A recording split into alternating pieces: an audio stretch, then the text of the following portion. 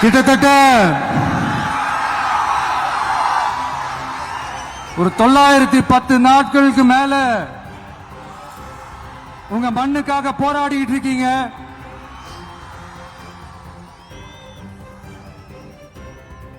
உங்க போராட்டத்தை பத்தி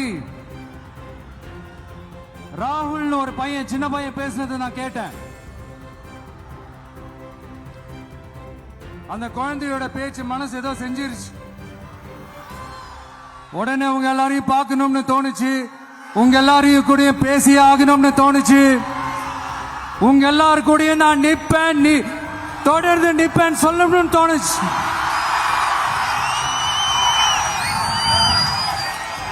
ஒவ்வொரு வீட்டுக்கும் ரொம்ப முக்கியமானவங்க அந்த வீட்டில் இருக்கிற பெரியவங்க தான். அதே மாதிரி தான் நம்ம நாட்டுக்கு ரொம்ப முக்கியமானவங்க உங்கள மாதிரி விவசாயிங்க தான்.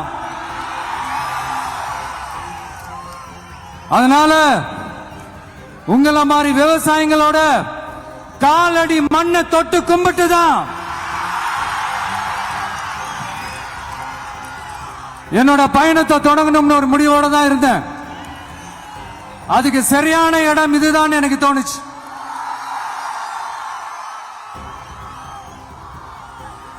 என்ன உங்க வீட்டில் இருக்கிற ஒரு மகனா என்னோட கள அரசியல் பயணம்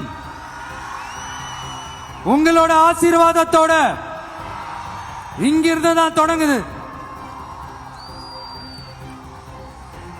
சரி, அதை விடுவோம். நம்மளுடைய முதல் மாநில மாநாட்டில் நம்ம கட்சியினுடைய கொள்கையை பத்தி நான் எடுத்து சொன்னேன். அதுல ஒண்ணுதான் இயற்கை வள பாதுகாப்பு. சூழலியல் மற்றும் காலநிலை நெருக்கடியை எதிர்கொள்ளக்கூடிய இயற்கைக்கு ஊறு விளைவிக்காத பகுதிசார் மாநில வளர்ச்சி பரவலாக்கம். இதான் நாம் அறிவிச்ச அந்த கொள்கை. இதான் நான் இங்க சொல்றதுக்கு காரணம் ஓட்டு அரசியலுக்காக இல்ல. இன்னொரு தீர்மானம் அதே மாநில மாநாட்டில் நான் சொன்னேன். அது விவசாய நிலங்கள் பாதுகாப்பு கொள்கை தீர்மானம். அதுல காஞ்சிபுரம் மாவட்டம் பரந்தூரில் 1000க்கும் மேற்பட்ட ஏக்கர் பரப்பளவில் 13 நீர்நிலைகளை அழிச்சு சென்னையை நிரந்தரமாக வெள்ளக்காடாக்கும் இத்திட்டத்தை ஒன்றிய மாநில அரசுகள் கைவிட வேண்டும் வலியுறுத்தின. அது மட்டும் இல்லாம இந்த மண்ணுக்காகவும் மக்களுக்காகவும் நம்ம விவசாயிகள் பாதிக்கிற இந்த திட்டத்துக்கு எதிராக சட்ட போராட்டம் நடத்தவும் தயங்க மாட்டோம்னு சொல்லியிருந்தோம். அதை இங்க உங்க முன்னாடி ரொம்ப ஸ்ட்ராங்கா வலியுறுத்துறேன்.